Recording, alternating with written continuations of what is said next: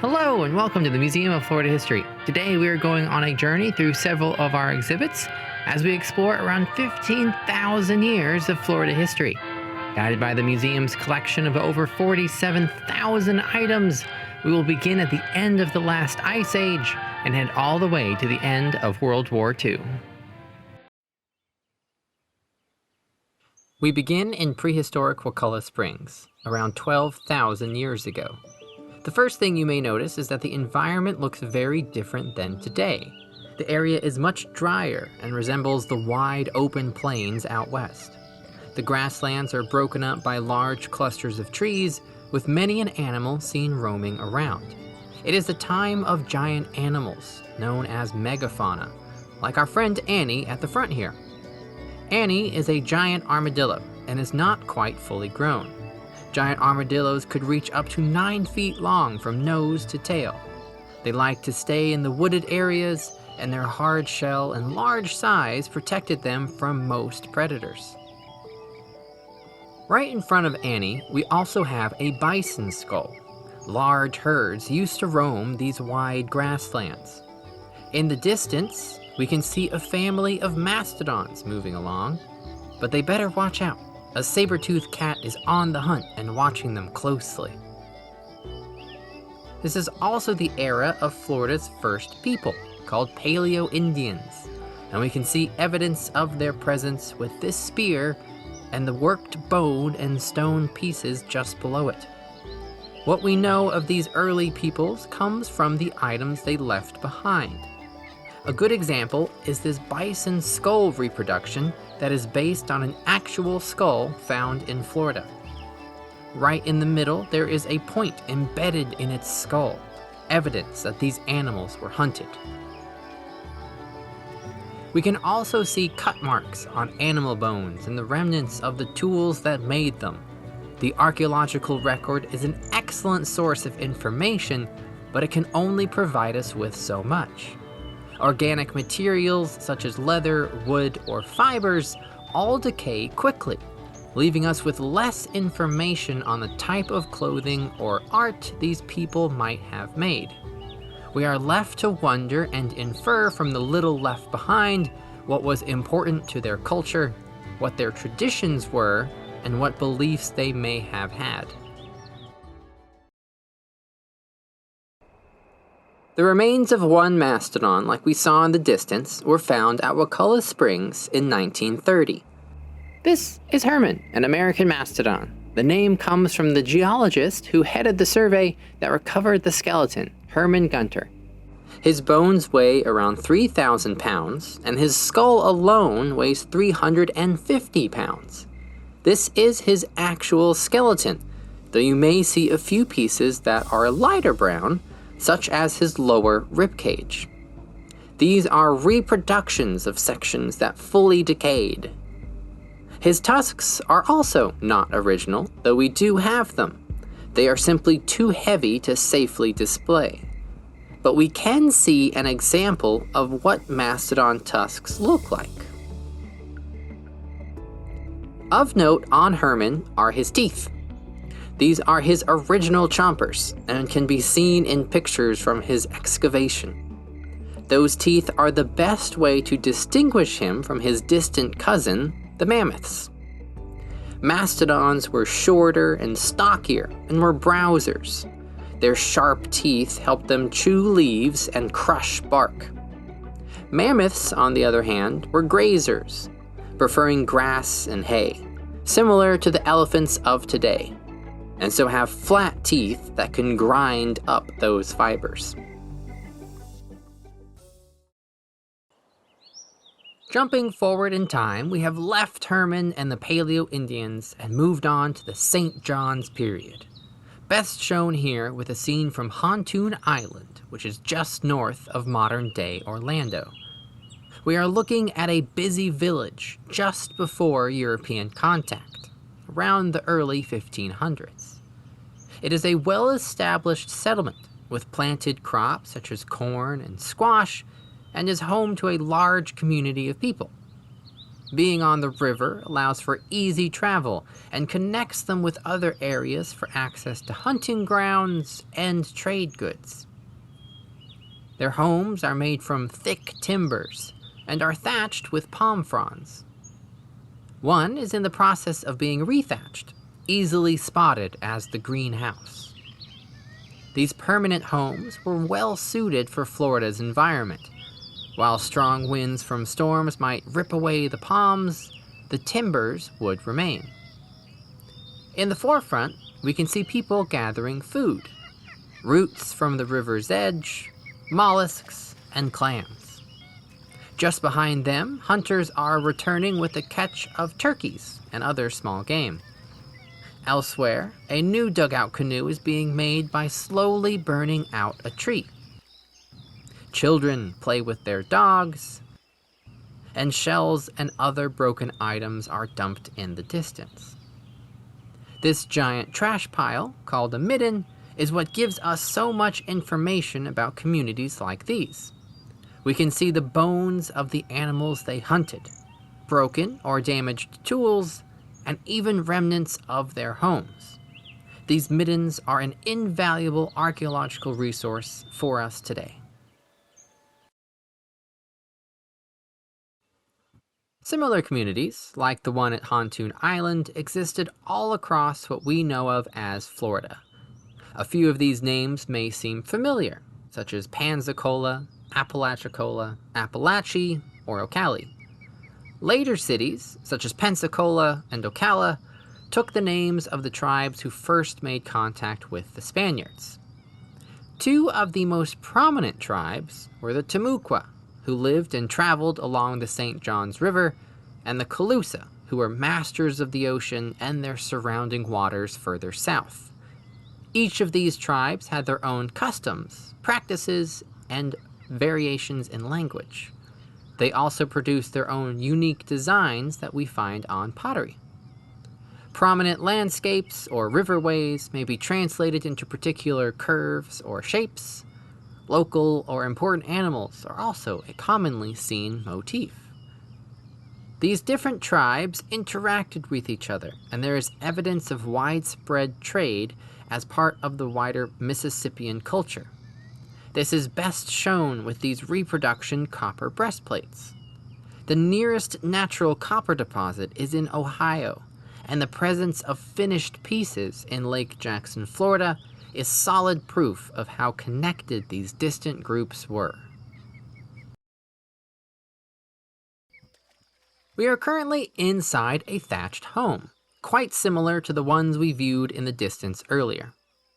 From their homes, native Floridians may have witnessed the arrival of the first Europeans in their large, unfamiliar ships, a moment that would forever change the lives of all involved.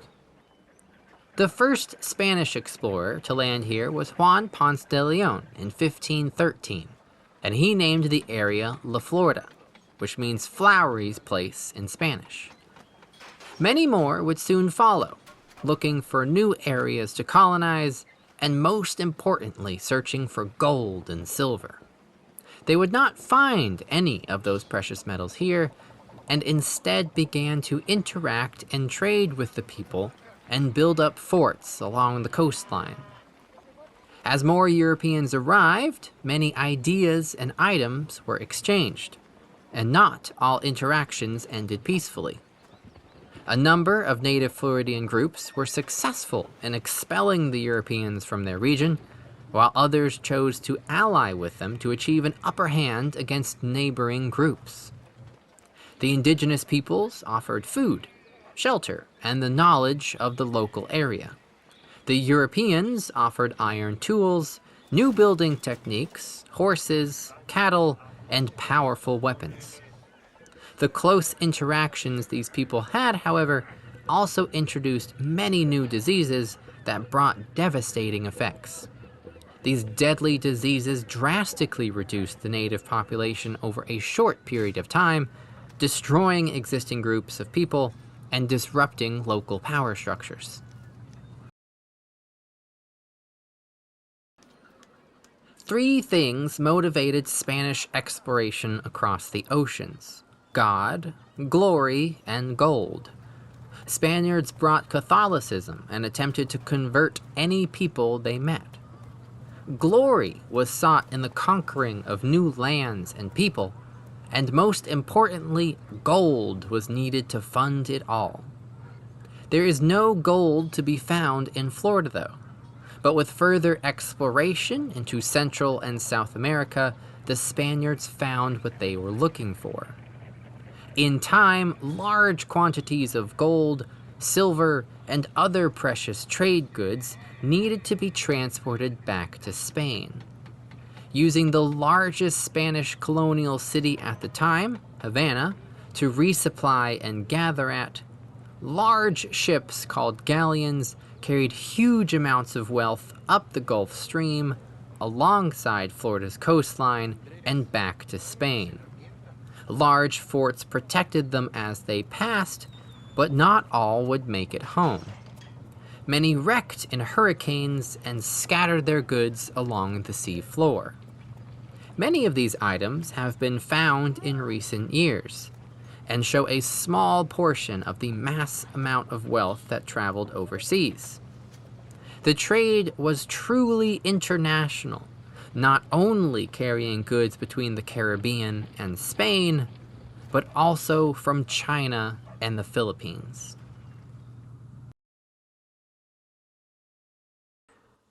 To fend off other European powers and stake a permanent claim to these lands, the Spanish built large forts like this one, the Castillo de San Marco. Built from a local stone called coquina, this imposing fort survived multiple attacks on St. Augustine and remains an imposing presence on Florida's east coast. Just north of this one, another was built and called Fort Mose. It was the first free black settlement in what would become the United States, and was home to those who had escaped slavery in the British colonies. Leaders like Francisco Menendez protected the fort and its families, ensuring it remained a safe haven to free blacks for years. The forts and cities around them on the coastline were only the start of the Spanish entry into Florida. Following the mantra of the 3 Gs, Spanish missionaries moved into the interior and established close relations with the indigenous population. Soon, a string of missions branched throughout the area, converting the people living at them and imposing Spanish customs of living.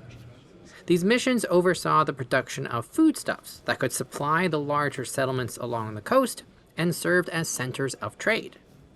Doña Maria is a perfect example of the mixing of the cultures. She is a cacica, a woman chief, who was in charge of Nombre de Dios near St. Augustine. At first glance, you might mistake her for a Spaniard, but she was a native Timucuan. Those living at these missions were required to abandon many of their native customs or traditions and adopt European language, clothing, and habits. In time, due to British raids, warfare, and diseases, much of the indigenous population were killed or forced to flee. After nearly 200 years of Spanish rule, Florida changed hands.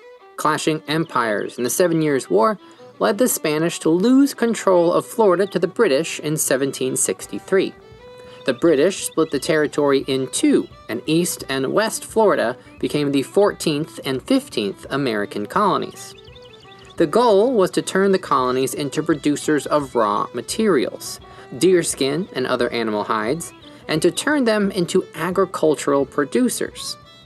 Large land grants attracted farmers to the territory who established plantations worked by enslaved peoples.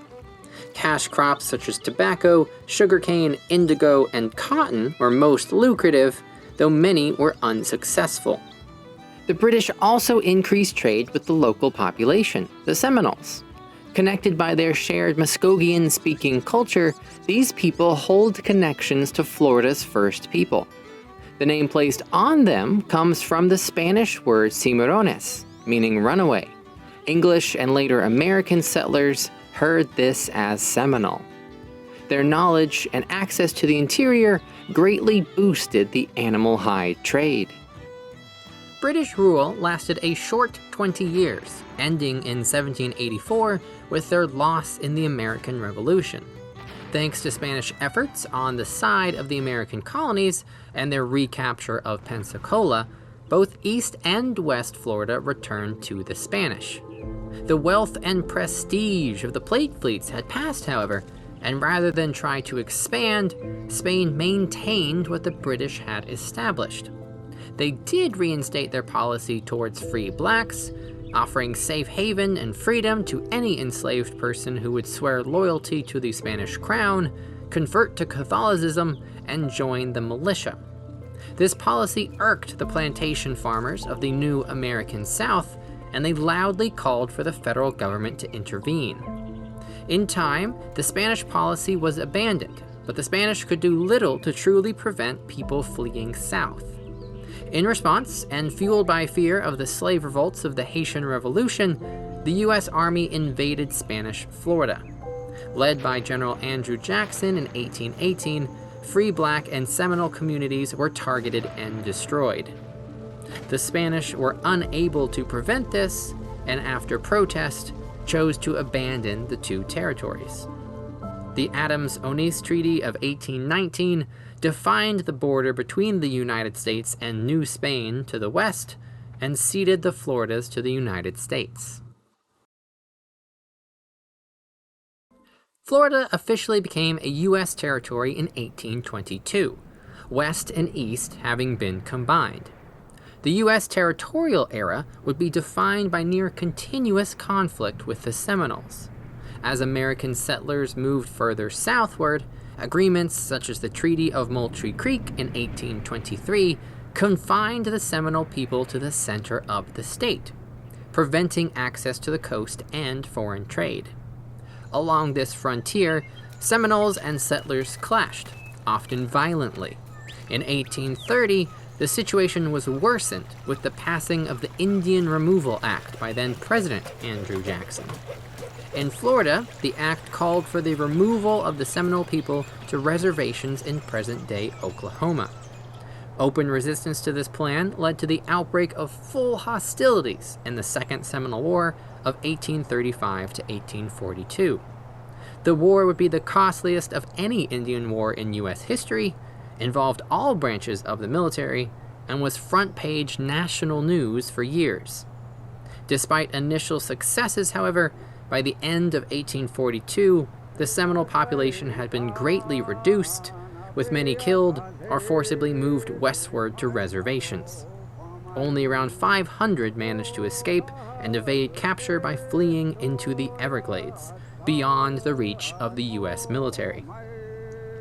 As the Second Seminole War concluded and large portions of land were now open for white settlement, the territory applied for statehood. Seen as a supplier of near limitless timber and agricultural goods, Florida entered the Union as a slave state in 1845.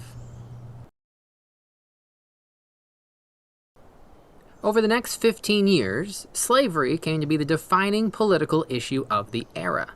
In 1860, Florida had a total population of just over 140,000, with 62,000, just under 45%, of these being enslaved people.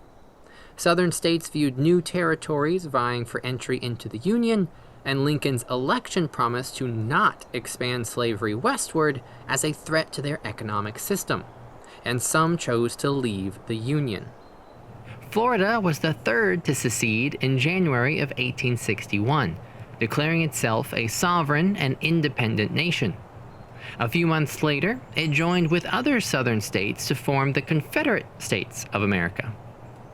The state's main contribution would be salt and cattle products, and around 15,000 Floridians fought for the Confederacy.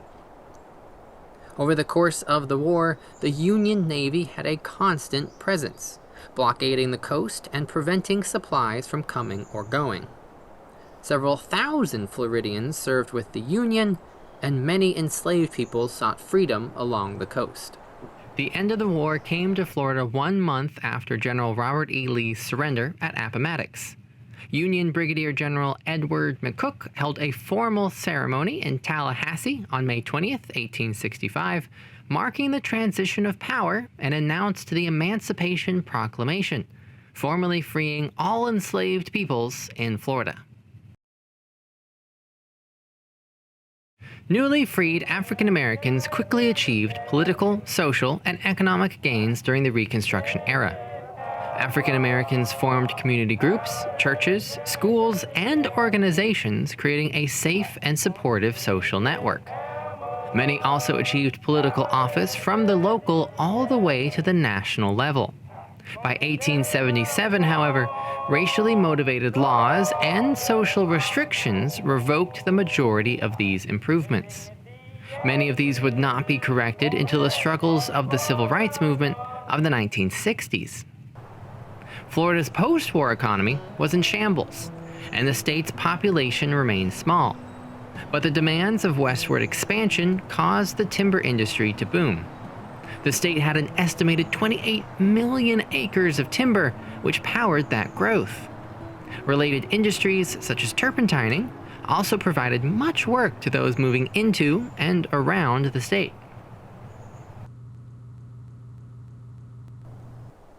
Alongside timber and turpentine, Florida's farming industries boomed after the Civil War.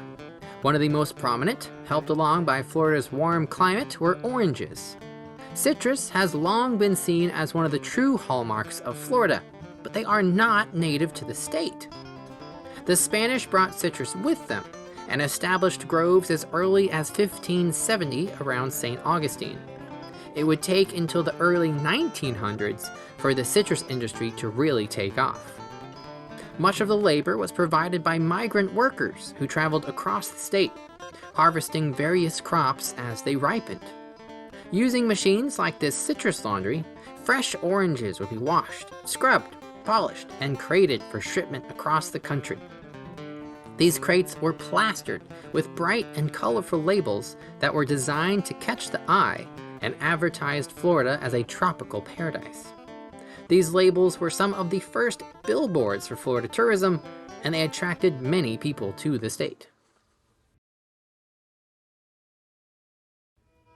One of the earliest means of travel through the state were smooth-sided paddle steamers, like the Hiawatha. Designed to be able to navigate Florida's winding, overgrown, and narrow rivers, the ship's paddle wheel was safely protected inside the boat itself so as not to get caught on any branches. Wealthy tourists enjoyed nighttime trips down the St. Johns River or the Ocklawaha to spend time at the scenic Silver Springs.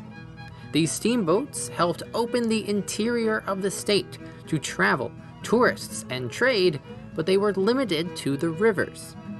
Into the 1900s, steamboats were bypassed or replaced entirely by a faster and more direct means of transportation, the railroad.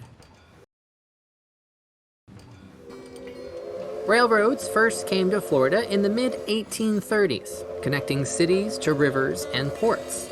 They served as excellent workhorses, hauling timber and farming goods to port, and would become a reliable means of transportation for locals and tourists alike.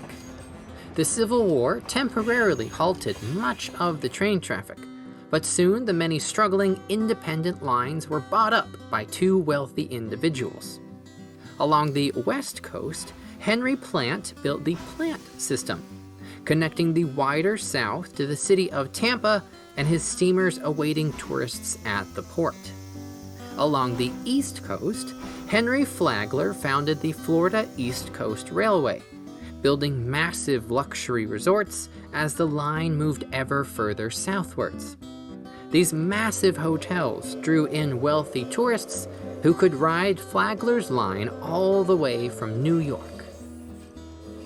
Many coastal cities, such as Miami, owe their growth and size to the railroad that connected them to the wider United States, allowing people to quickly and easily arrive and to send trade goods, like citrus, up north.